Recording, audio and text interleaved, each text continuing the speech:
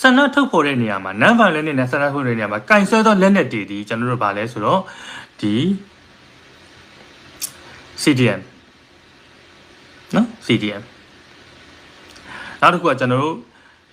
ခေါင်းဆောင်အဖြစ်နဲ့တင်လိုက်တာဒီကျွန်တော်တို့ကိုမင်းကိုတိုင်နော်ကျွန်တော်တို့အဲ့ဒီအချိန်တုန်းကဗာလဲဆိုကိုဗာပြောလဲကိုဗာဘာလို့နေထားရှိလဲ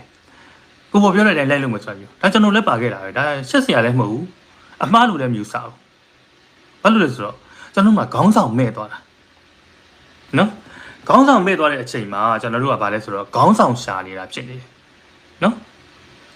အဲ့တော့ခေါင်းဆောင်ရှာတဲ့အချိန်မှာကျွန်တော်တို့ဒီခေါင်းဆောင်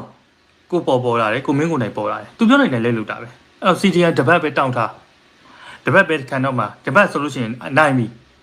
ဒါသူကလည်းသူ့ကိုဒီနေရာမှာကျွန်တော်အပြစ်မတင်ဘူးဘာလို့ဆိုတော့